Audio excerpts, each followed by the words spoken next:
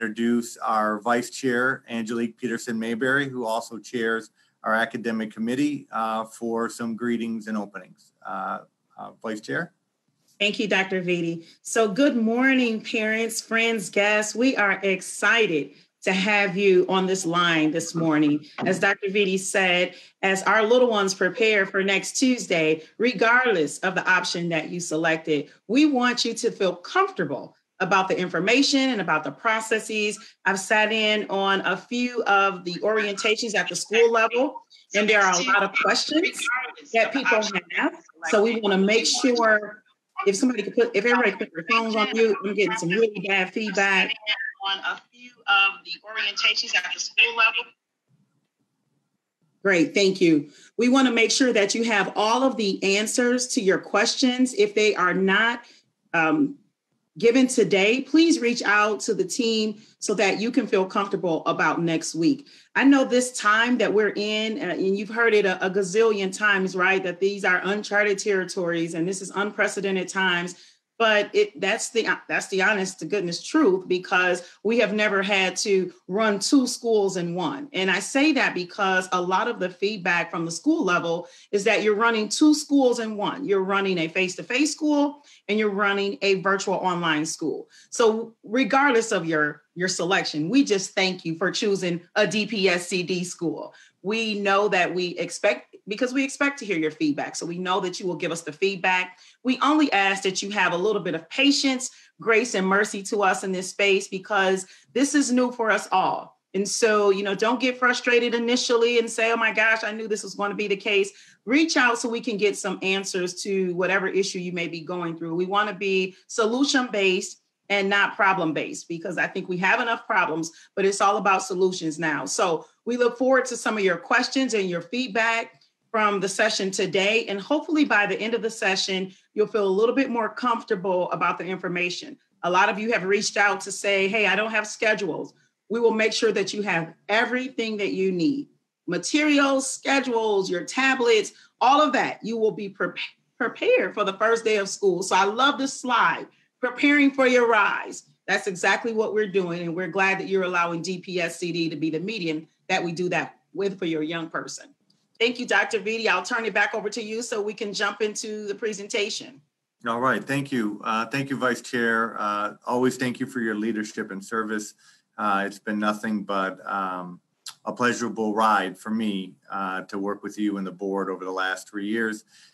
We've overcome a lot, and this is probably our greatest challenge, but the thing that I think we've always demonstrated is that even when we disagree, we focus on students and we work through our challenges professionally to get to that point where we can have resolution and clarity for our parents and our children. And I think that's where we're at right now as we open up schools Tuesday. Obviously, it has become a cliche that this is unprecedented times, and it certainly is. There is no clear roadmap or set of procedures to use regarding this reality of COVID. But what we've tried to do this summer is to work extremely hard in offering an equitable option for you as a parent and as families. For some, that means a face-to-face learning process starting Tuesday. For others, it's online. And for even others, it's a learning center. As DPSCD, we serve you as the parent. Our checks are funded through your tax dollars. The public school system serves the community. It serves parents. And we have tried our best to balance your needs as families, as parents, with the concerns and needs of our employees. And that's a difficult, challenging balance right now in COVID. But I can assure you that our teachers are very much focused about our opening on Tuesday.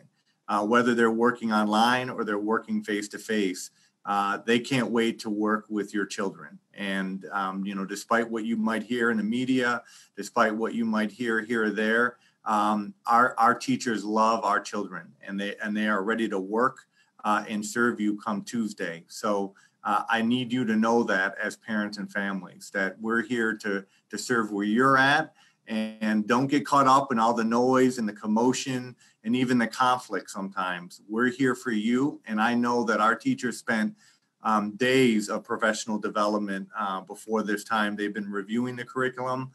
We're ready to serve you face-to-face or online at grade level with the same interventions and the same processes that we would in school. And again, it's important for you to hear that from the superintendent as we go into the opening. Most of the information that you're going to need as a parent will come through your individual school. That's going to come through robocalls, text messages, and orientations that have already been set up for students or parents. So just know that most of the information, most of the detailed information are going to come from schools. We set up this session for you today to give you just an overview of where we're at with face-to-face and online, and also the Learning Center option for you. But again, reach back out to your principal, to your teachers about more detailed information as we go into Tuesday. I'm going to allow staff to really review the details of our opening, and then I'm going to stay engaged and just hear the conversation and jump in on the Q&A at the end. But I want all of you just to be ready for Tuesday. We have to make sure that our children continue to learn even in a pandemic. And that could be either online or face-to-face. We're not watering it down one way or the other.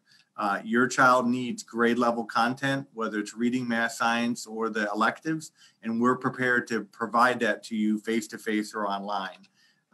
When it comes to our children, we have to make sure that they're learning at grade level and they're progressing academically, even in a pandemic. We're also here to serve you social emotionally.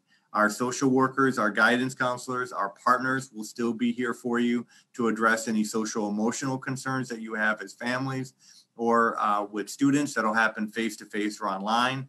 There'll be carved out moments in the schedule for you to receive that support face-to-face or online through our employees who are either working face-to-face or online. Our schools are all going to be open. So even if only certain grade levels are providing face-to-face instruction, we're going to provide breakfast and lunch to all students face-to-face or in the Learning Center. And we're going to provide breakfast and lunch to all students who are online as well. Again, our schools are open to you. It's open to the communities. And I think that's important as we work through this pandemic. So I'm going to pass it to Ms. Wright, our Deputy Superintendent at this moment, who will walk through some of the details as we move into opening on Tuesday. And again, I'll remain connected and hear the conversation and be also available for Q&A at the end. Thank you, everyone. And again, let's stay focused on our children. Create the space in your own homes to make sure that children are learning consistently, whether face-to-face or online. You do your part as parents and families, and we're going to do our part as a school system to meet the needs of your children academically and social emotionally. Ms. Wright? Thank you, Dr. Vitti, and good morning. Thank you both to our board, our vice president of our board, as well as Dr. Vitti for being on the line with us this morning. Again, our focus today is making certain that we're giving you all of the information that you need to be ready for Tuesday. And we know that Tuesday is coming, whether it is face-to-face, whether it's online, whether our children are being served through a learning center. We know that Tuesday is upon us, and we are so excited that school is starting on Tuesday. So without delay, we're going to jump right into the questions, that the information that we have for you today. At the end, we will accept questions, because when we finish today, we want to know that you have everything that you need for a successful start and discussing how we are preparing for our rise.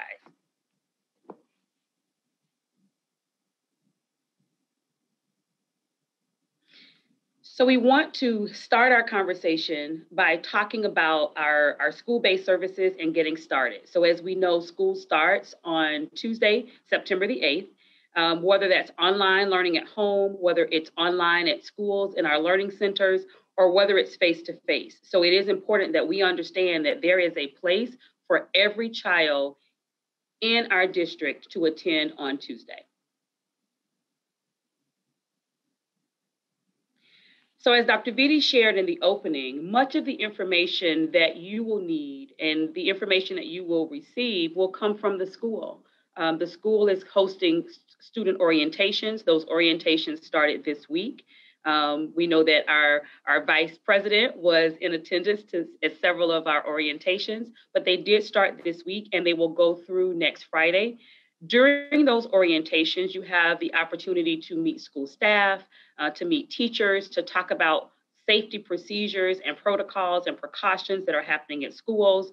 The orientations have discussed timelines for pickup of curriculum as well as devices, the schedules, meal times, when you can get meals, if you're in an online situation where you can access that information at school, and also school learning expectations. So if you have not heard about your orientation, schools did send that information out last Thursday. Several of them have been sending out reminders for the orientation as well. There is another resource on the school's website. So go to the school's website as well, because it will give you information about the orientation. But when in doubt, please make certain that you follow up with your child's school. So curriculum distribution is happening at schools. So if you're asking, where do I get the other resources that will go along with what my child will need at home learning? That will happen at school. So schools will provide physical materials, including textbooks, novels, workbooks, everything that students need for online learning.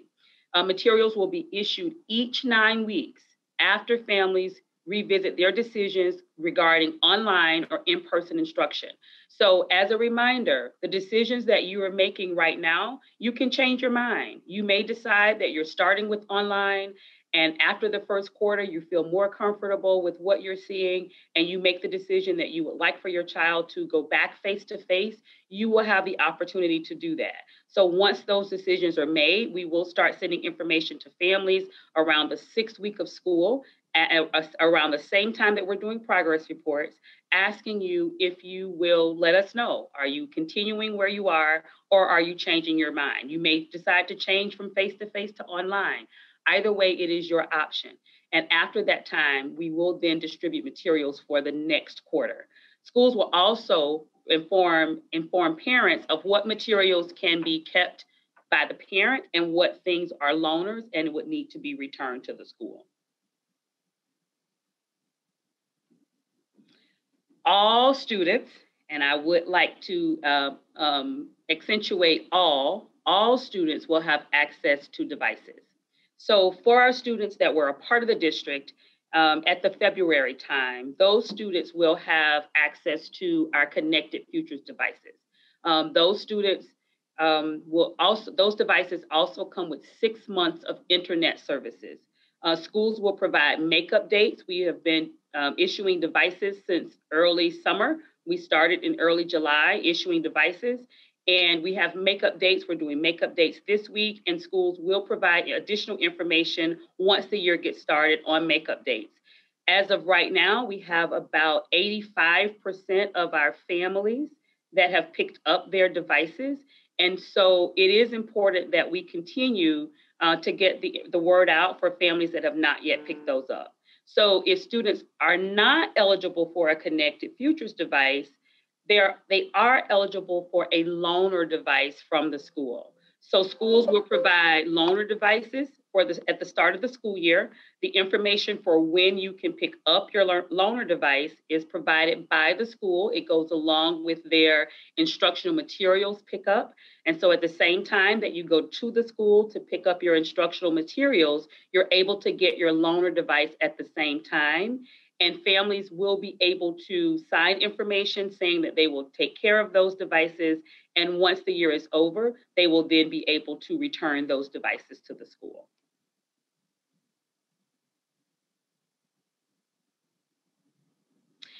What to expect during week 1. So during week 1, school leaders and teachers will orient students to new procedures. And we know that we have new procedures, and it's important for us to have those procedures. So during week 1, you will learn about new building protocols that includes temperature checks. It includes symptom checkers, our safe practices for COVID, hand washing and social distancing, and why it's important to wear masks.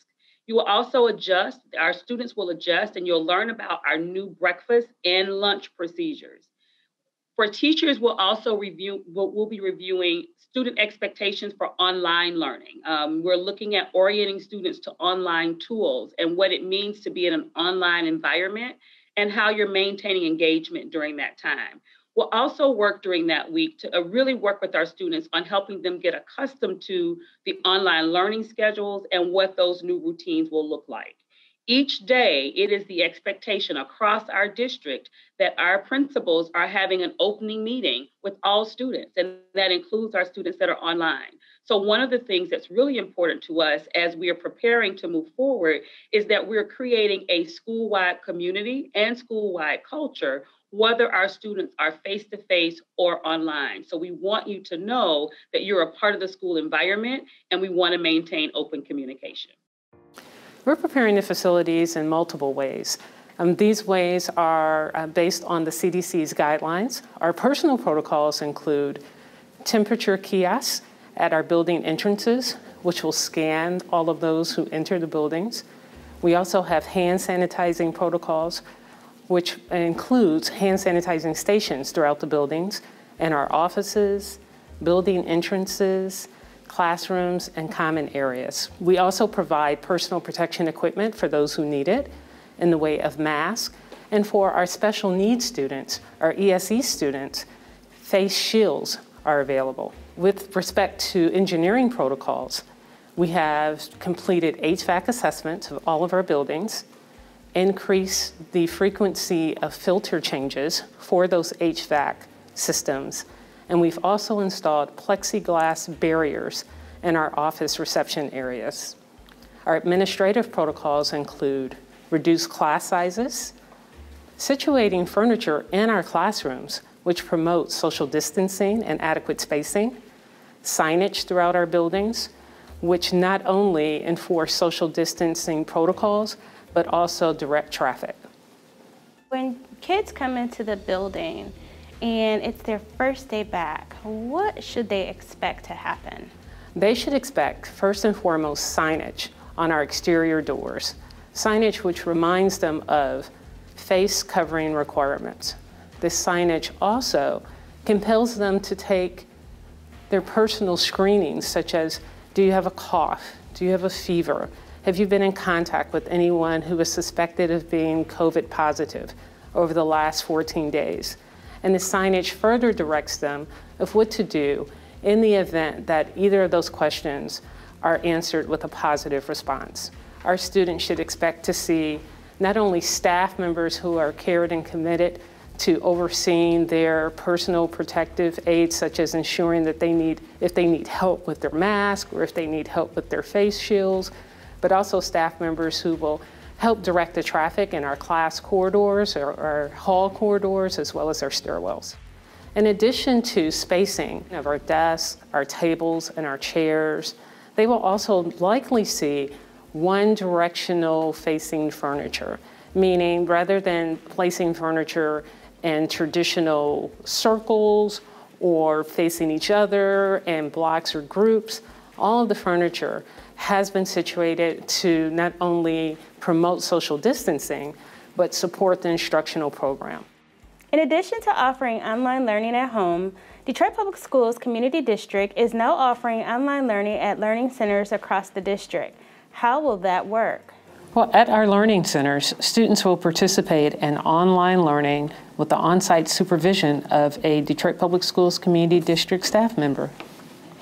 Students and staff will follow all safety protocols, including wearing masks, taking their temperature at the temperature kiosk when first entering the building, and adhering to social distancing guidelines.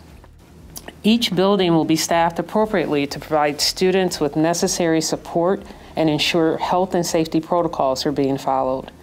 Learning centers will offer the exact same safety protocols that are available in face-to-face classrooms. We will have nurses available at each school building. We should inform parents that yes, our buses will be available to those students attending the learning centers as well as students attending regular face-to-face instruction. Additionally, each bus will follow strict safety protocols, including making sure that students are wearing masks before boarding, We want to ensure that students utilize hand sanitizer as they board, and we're ensuring that students are appropriately spaced on the bus.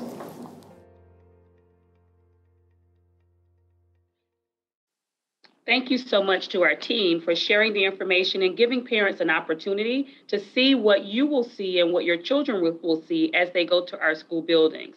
We want to make certain that we review our safety procedures and what you can expect.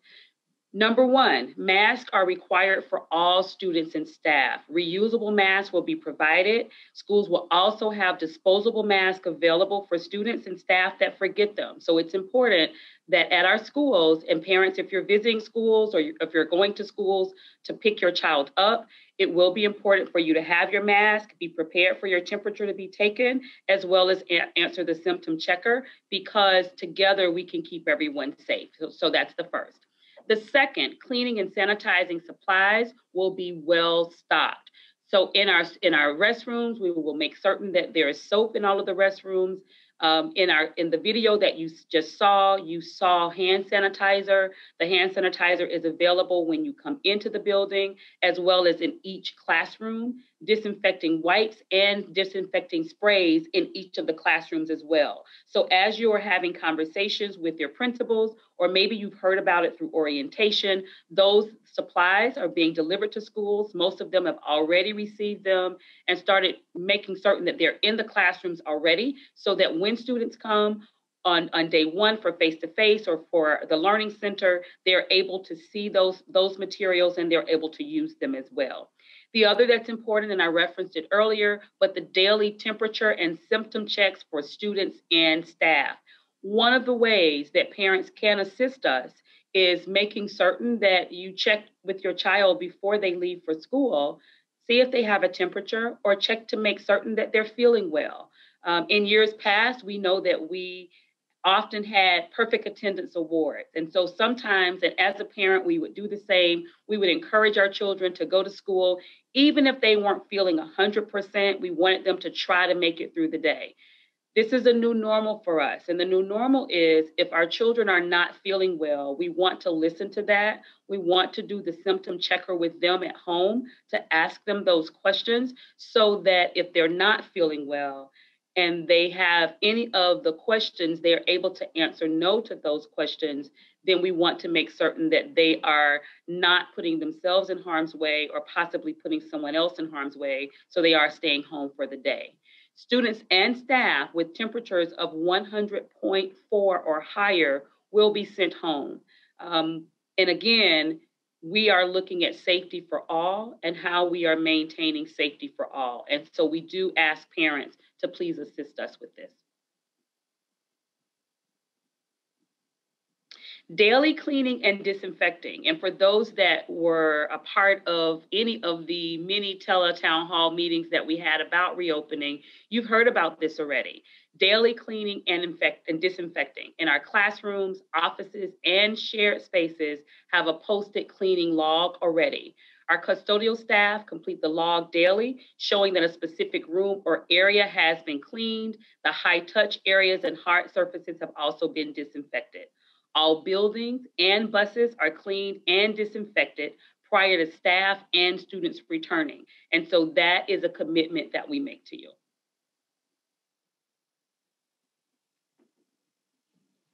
So as we think about meals, meals will be served daily in all of our schools. You heard Dr. Vitti say earlier that all of our school buildings will be opened. So even if a school is an all virtual school, they still have a learning center. There is still a safe place for children to go to the school to work with the caring adult that's going to make certain that they get breakfast and lunch, and they're able to log on online and work with their teacher in an online platform at one of our schools. So we don't want you to be alarmed if you hear that there's a particular grade level that's not available, or this school is all virtual now, what do I do? All of our schools are open, and any child that needs to attend school is able to do that, and we will take care of you while you're there. So first, we have face-to-face Learning Center breakfast. Students will be served breakfast after cleaning after clearing their screening as they enter the building, and breakfast will be eaten in the classroom. So we've done breakfast in the classroom for a few years now, and so we will continue to do that. Face-to-face and learning center lunch, students will receive lunch from a designated area in the school.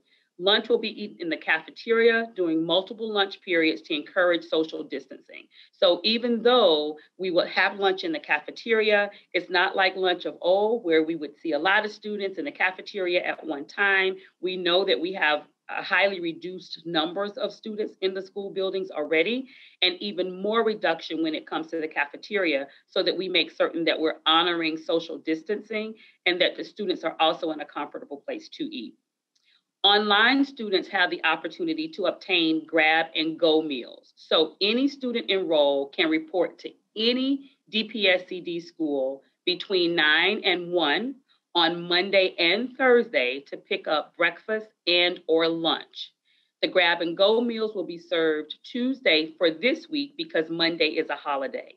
So on each Monday and Thursday from 9 to 1, all of our schools will have the opportunity for our students that are enrolled in online school to pick up meals and to pick up their grab and go meals on Mondays and Thursdays. So meals will be served, and they will be served daily, and all of our schools will be open. So how do we respond to a confirmed COVID case? And I think it's important that we really connect with the fact that we know that COVID is still here and that COVID is still happening, and that there are individuals that are still being infected by COVID. However, we have a process in place to make certain that we are responding and responding appropriately if there is an individual that is infected. So students or staff with symptoms will be isolated and sent home. So the importance of the symptom checker and the importance of the temperature check is we are wanting to make certain that if there are symptoms that are present, that we are not putting those individuals around others in the school building. So staff as well as students, if they're already at the school, would be isolated, and then we would ask parents to please come and pick them up so they can go home for the day. Once a case is confirmed with the public health officials, confirmation of cases are done with the public health officials.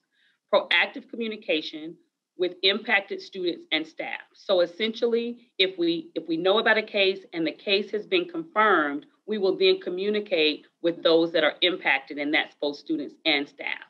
Students still have the opportunity to continue to engage in regular instruction online with regular assignments, attendance, and grades.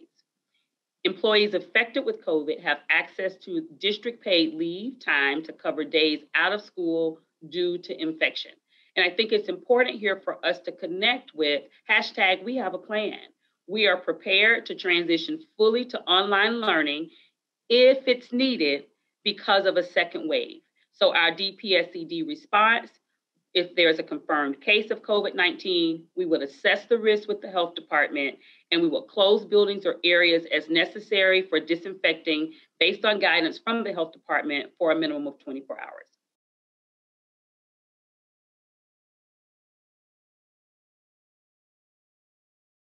Hi, I'm Liz Catrona, and I'm here to walk you through just the basics on how to get started with online learning this year. I'll be using our Connected Futures tablet to model exactly what to do. On the first day of school, when you're ready to get started with online learning, your first stop might be Clever. Clever is our one-stop single sign-on portal for all the learning applications you and your child will use this year. From your Connected Futures device, you'll see a blue link with a C on it to go to Clever in one click.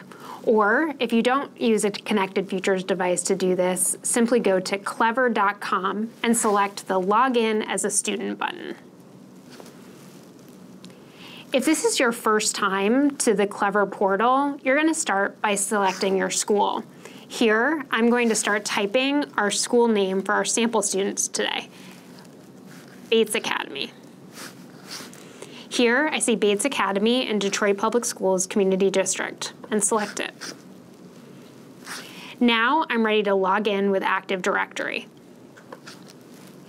As you can see, I've already logged on using Active Directory before, but I'm going to, so if I have, I can just select the student login information and enter my password. If this is my first time, I'll be asked to enter my student's ID number at the dps.org as their login. Next, I enter the password. So it is the capital letter of their first initial, a lowercase of their next initial, the 2-digit numerical code for their month of birth, the 2-digit numerical code for their year of birth, and then their gender code, 01 for male or 02 for female. I have the option at that point of saving the password in Chrome, which might be a good idea to make this easier for your younger ones to do it. So you can select Save here, or if you'd rather have them enter the password each time for security, you can just select Never. Once I'm in Clever, I can see all of the great pages and applications that are available to me for online learning. And if I scroll down, I can see the 2 virtual learning tools that I'll be using most this year, and it's under Virtual Learning Tools. The first is Microsoft Teams, and the second is Schoology. It's a good idea to mark these with favorites and hearts, because these will always be right where you need them to be at the top. Let's start with Microsoft Teams. Microsoft Teams is the first place and best place to get your child going when they log on for school. It is a real-time collaboration app where they'll be able to do video conferencing and chatting with their teachers and their classmates for school. The first time Microsoft Teams loads, it may take a moment for all of your data to populate. And that's what the screen is doing now.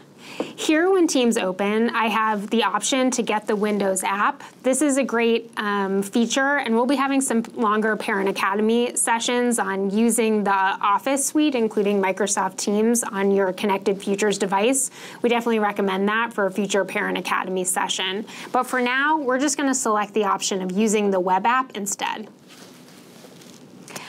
I can see when I log on that as a student, I have access to Teams.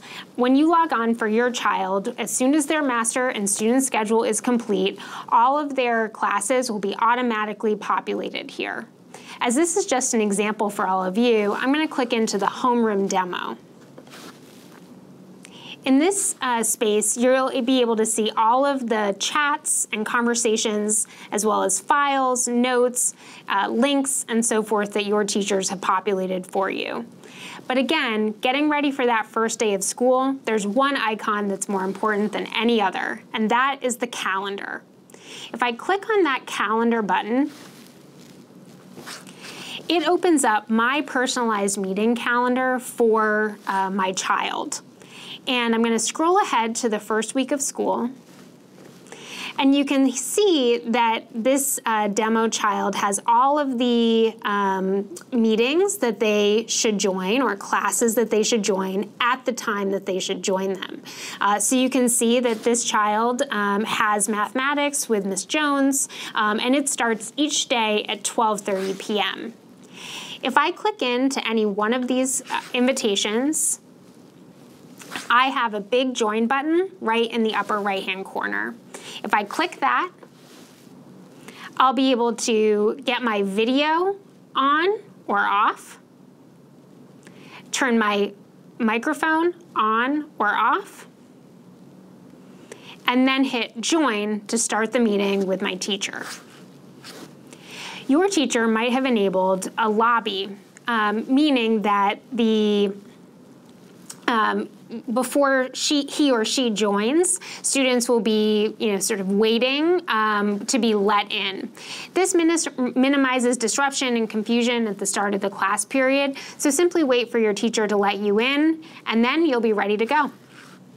If Teams is your portal into a live meeting with any of your teachers, you can think of Schoology as the place where you can go to find all the resources and materials that you'll use for class. Don't worry, when you meet with your teacher, they'll walk you through the way they're using Schoology and all the great resources that they have set aside for you there. However, let's just do a quick walkthrough now so that you know what to expect. Again, back in the Clever portal, I have Teams and Schoology right next to each other. If I click on Schoology, I'll be automatically brought right into my Schoology homepage. Here, I'll have access to any recent activities, so these are news, updates, or new resources that my teachers have posted, or a course dashboard, where I'll see all of my teachers' courses listed so that I can easily click in and see what they have ready and waiting for me.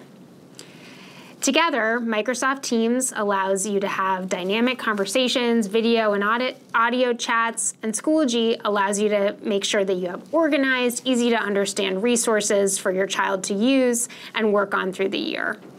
If on the first day of school, you're able to use your calendar to join your live meetings and click into Schoology to understand what resources are available, you'll be ready to go. Thanks for watching. That's just a little bit to get you started, but don't worry, our team is here to help. We'll be hosting Parent Academy sessions with lots of detailed resources, information, and demos to help you learn the ins and outs of all of these tools and more. Join us by going to DetroitK12.org and looking for the Parent Academy flyer that outlines all the ways you can join these sessions. Thank you. Thank you very much. And to reiterate, it is important that our families do know how to access the information. And to get additional support, you can attend a Parent Academy online learning session. These sessions are being offered. They started on September the 1st, and they will go through September the 12th. The presentation that is being done right now, including the one that was online, will also be placed on our reopening plan. Reopening to schools webpage, and so you will have the information there as well. So we are here to assist. We are here to help. There are opportunities for weekdays as well as Saturdays. So please sign up for a session to attend so that you're ready to assist as our children return on next week.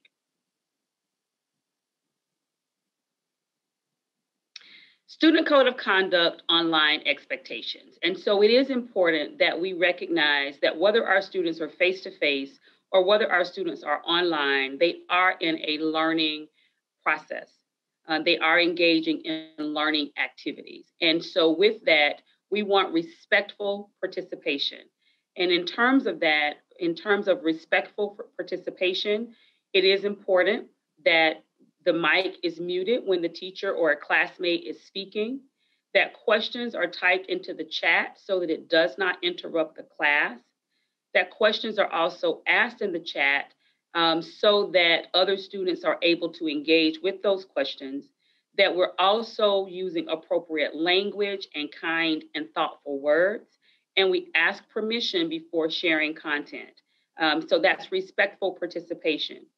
We also want our students to show up and to stay engaged. Wear appropriate attire, similar to what you would wear to school. However, uniforms are not required for online learning. But it is important that you are appropriately attired. So that means that our children, as they are engaging online, they are appropriately covered. They are wearing full clothing because other students are online and can see them as well. Just as if a child is in class, we are asking them to refrain from eating and drinking while class is in session. So if you're in a class and you're in a class with a teacher, you're not having lunch during that time, you're not drinking during that time. And so it's important that we do the same as we're looking online. Do your best to pay attention and to participate. In some instances, your camera would be on. In other instances, your camera may be off. But regardless to whether it's on or off, it is important for you to make certain that you are engaging so that you're getting the most that you can from the online experience. And last but not least, to leave the meeting when class is over. You have access to students, you have access to peers as well, but once the meeting is over, once the teacher has left the classroom, students don't remain in the classroom. In an online environment, that means leaving the meeting when class is over. Important contact information. And so this information is available on our DPSCD webpage. But there's a lot of information available and a lot of places for you to get assistance. The parent hotline, the homework hotline, accessing student emails, and the transportation call center. If it's connected future support that you need, or connectivity issues, or just district-wide updates, there is a place for you to get the assistance. So while we have the contact information that's showing now, one of the best places for you to go is to our website, because all of the information that we're discussing right now is also available for you on the website. So that covers our presentation this morning. We thank you for engaging with us during this time. We thank you for those that have already started putting questions in the chat. We know we have team members that are answering those questions, and we're going to take a few more questions at this time. And our Chief of Staff, Ms. Kristen Howard, is actually going to moderate those questions as we get them answered for you. And thank you so much, Mrs. Wright.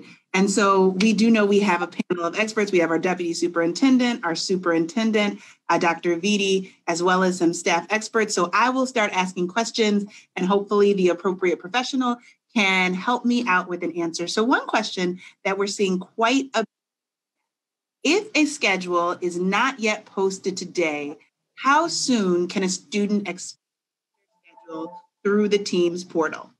Okay, so you were going in and out a little bit, but I think the question was, if the schedule is not posted today, when can students expect to see the schedule? So schools are working feverishly on getting the schedules completed. It is not until the schedule is completed at the school site will parents be able to access it. However, as soon as the schedule is done at the school, it is live in the parent portal, in the student portal. So it's important that we're monitoring that portal so that once it's live, once the schedule is completed, then you would have access to it. We have asked all schools to make certain that those schedules are completed by the end of the day today, as much as possible. There are some corrections that are happening. There are some changes that are happening as well, but hopefully by the end of the day today, you would be able to see your student schedule. Ms. Wright, can I just chime in really quick, because Sure. Part B to that question is what I saw in the chat too. We have a lot of new parents and a lot of new students. Yay, welcome. And so they don't yet have their DPSCD login. They're having issues with getting all of that information just as a new parent. So what steps should they take so that they can still get all that information? One of the answers that we're going to hear often during our Q&A today is contact the school. Because before a child is able to access anything in any of the portals, they have to have a DPSCD ID. In order for them to get that ID, they have to be an actual enrolled student. So if they have done the hard copy information of enrollment, but that's not been input in the system yet, then they would not have an ID. The ones that would do that would be at the school. So the answer is going to be contact the school. If you are trying to contact the school and you're not getting a response, we do ask that you email the principal, and you can also email me as well, and we will follow up with the principal as well. But it is important that you contact the school because they are going to be the ones that are able to give that information. And Mrs. Wright, an exciting breaking news, we have found a way to contact all of our new students who have parent information who signed up for our automatic notifications. So all new students between now and Tuesday are scheduled to receive 3 phone calls, and those 3 robocalls. So I know sometimes we don't always listen to our robocalls, but these 3 robocalls will include student IDs to get you logged into Teams. So all new students are scheduled to 3 robocalls with this information to try to make sure you get it. And our help desk number, which is here as well, they also, in addition to schools, are there to back up and have those ID numbers. So hopefully, that's great. Parents should probably take a picture of the screen right now, because there's some really important phone numbers and email addresses on the screen. So if you're listening, take your phone out, take a picture, you can screenshot it. The other thing that we'll find is when we log on to our district's website, at the very bottom of the website, the telephone number for our parent hotline is the first number that you see on the website. So if all else fails, contact the parent hotline and we'll direct you to the right place. Thank you so much. And because we are relying so heavily on school, Can you share how families can find an email address for their principals? Yes. So there are the best way to find the email address is to visit our www.detroitk12.org webpage. On that webpage, you will see an option that says schools. You can select the school that you're looking for. That will take you directly to that school's webpage, as well as all of the contact information for that school.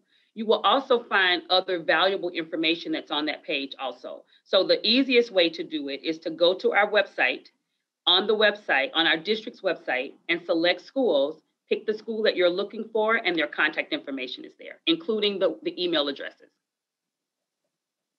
Thank you so much. And so with our grab and go schedule starting at 9, there's some confusion as to whether all schools start at 9. Will all schools be maintaining their regular schedules, or are they all starting at the same time now? Thank you for asking the question. All schools are maintaining the schedules that they had last school year. So each school has their own schedule, and that is communicated to parents based on that school. So we don't have schools that have changed school times for this year, nor are we all starting at 9 o'clock.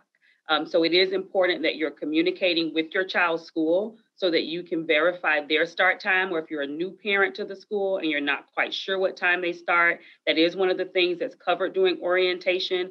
It's also on their school's webpage. So again, a lot of information is on the webpage and available for you as well. Is that both online and face-to-face? Yes. So online and face-to-face start at the school's start time.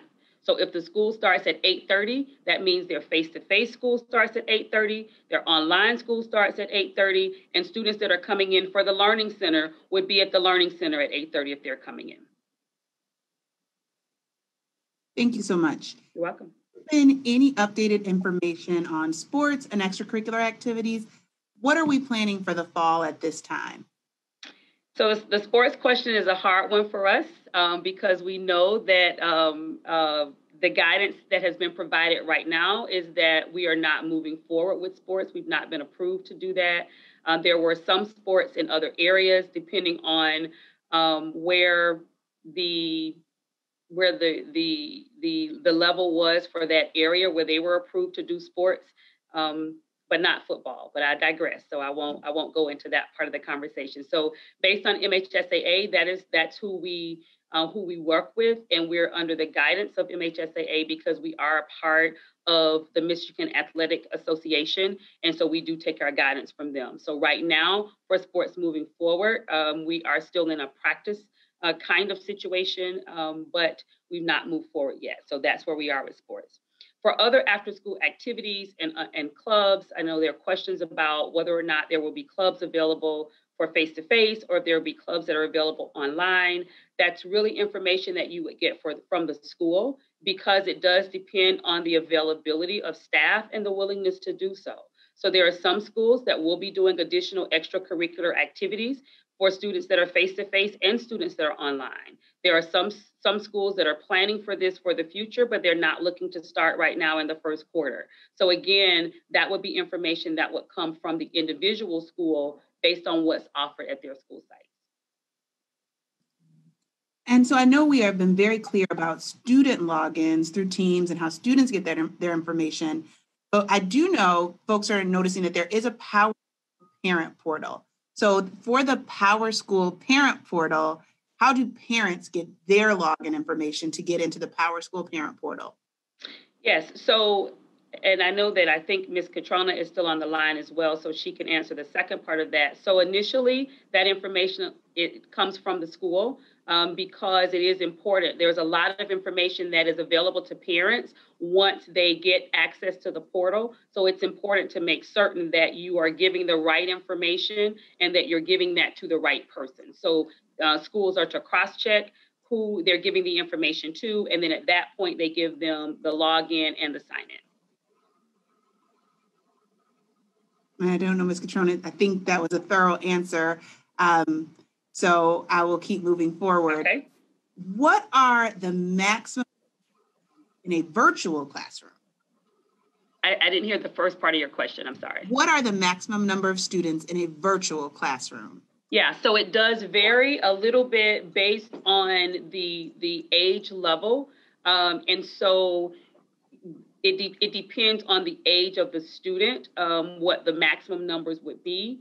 Right now, we do have virtual classes. For example, the high school number is right around 41 students. It could be a little higher in some places, a little lower in others. When we look at the mid levels from K to from 3rd to 8th, those numbers are right around 35, give or take a little, and about the same for our K to 2 students as well. And that number actually is more around 31 for the K to 2 students. Got it. And I do know that you've addressed this one several times, but I think it's worth saying once again, we're having a lot of really school-specific questions about orientation times and makeups. How do we make sure that each individual at different schools gets this information for their school? Yes, so the school is the location for the information that you need for your school. So the first thing that I would recommend is visit your school's webpage, because the schools have updated information on the website. A lot of parents like to be able to access information. We know that one of the easiest ways to do that, whether you're on a computer or whether you're doing it from your phone, is to go to a website to do that. So if you go to our district's website and select your child's school, a lot of the questions that you have would be answered there. Also, listen to the robocalls, and I have shared this each time I am speaking with parents. Robocalls are really important, and I know that you are tired of the robocalls, but that's one of our main ways to communicate with families.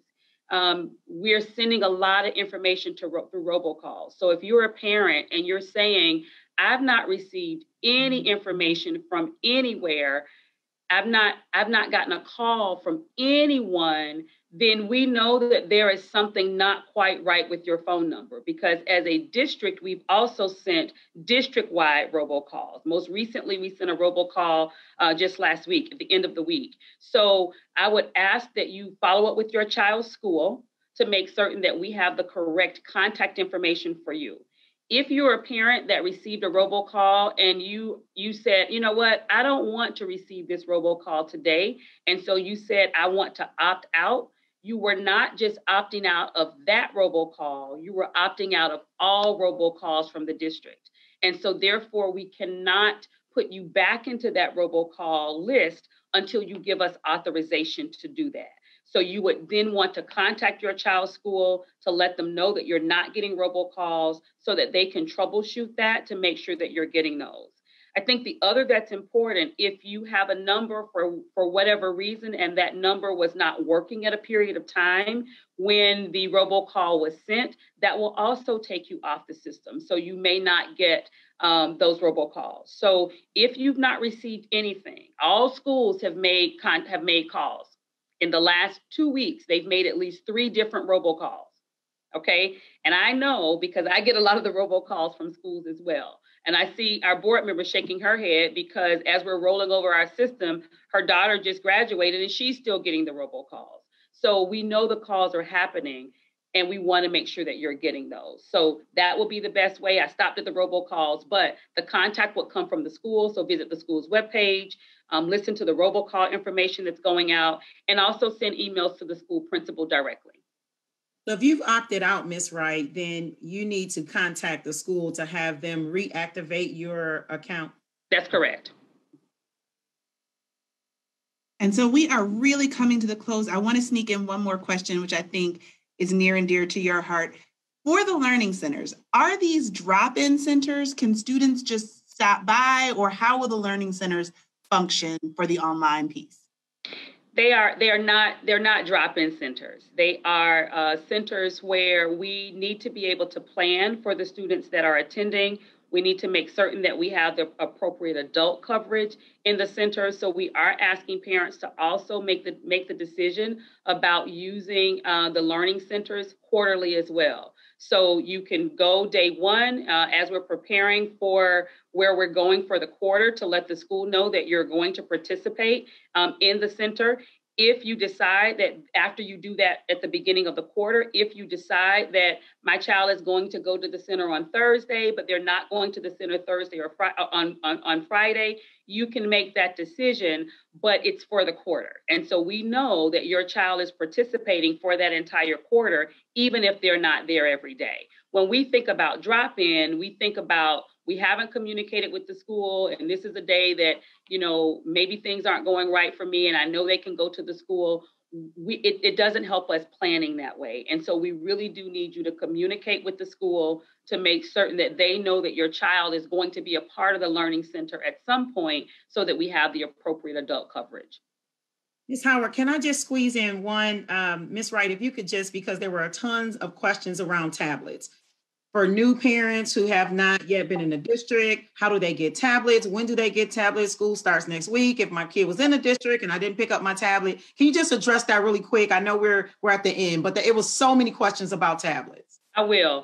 So I think one of the things that I would actually like to start here by thanking our team for the work that they've done around that. So for those that have followed us through this Connected Futures process, we started with understanding that only students that were enrolled in our district as of our February count would receive a Connected Futures device.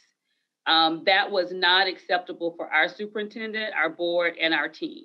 And so as a result of that, we know it's true, that was not acceptable.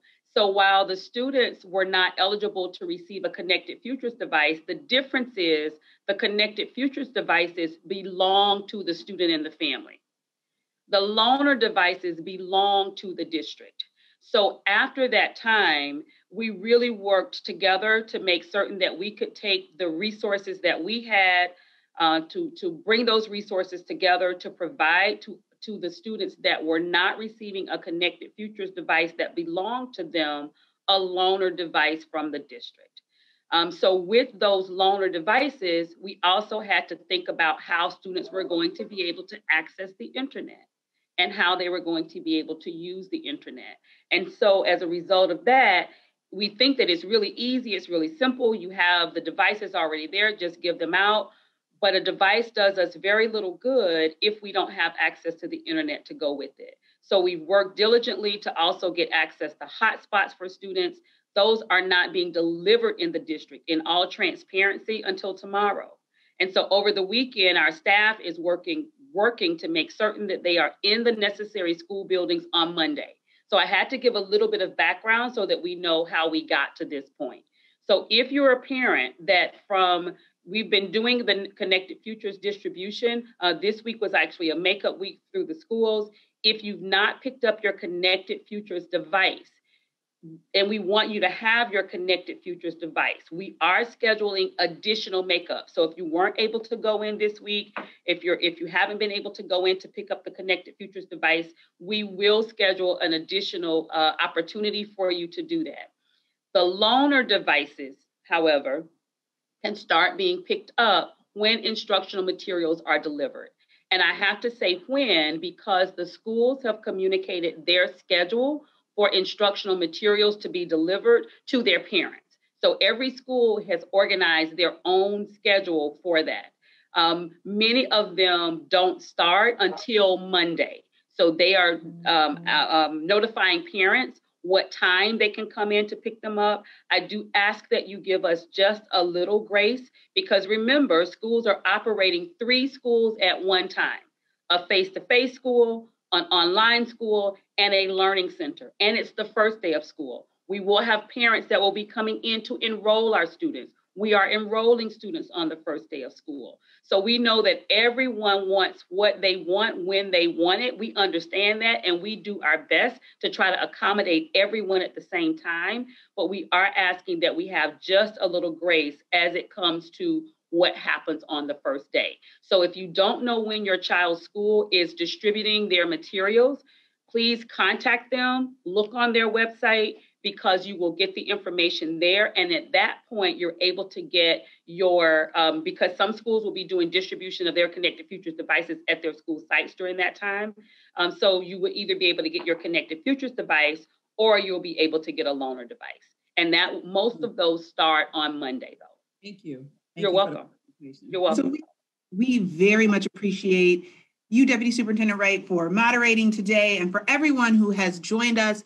We want to reiterate another question. This is the last question that I will answer is all of this information going to be somewhere? Yes, yes, yes. So this is going to be posted. It's broadcasting now on Facebook Live, so you can watch it again anytime on Facebook. We're also posting both this session and the materials from the session. So if you want to just watch one of the videos quickly, if you want to download the slides so you can print out these contact phone numbers, will be posted on our website no later than the end of day today. So check DetroitK12.org/return to school. The information is there. And of course, for those, we have a lot of new enrollees, and we're happy to have you. If there's anyone else who is interested in enrolling, please join us. We have space still, DetroitK12.org/enroll. We are preparing for your rise. Thank you so much, everyone. And Mrs. Wright, you want to jump in there? And I just want to say one thing as we prepare to close completely. There are a lot of myths. One of the things that our team started over the last few weeks was putting out myth busters. I would ask, as we're working through this very challenging time for all of us, don't believe what you hear. Reach out to us so that we can give you the correct information. We have answers, and we want to make certain that you're getting those answers. So please make certain that you're reaching out, that you engage with us. This is a parent-student home connection, and we want you to know that we're all connected. Thank you, and thank you so much for your time today. All right, goodbye, everyone. Thank you so much.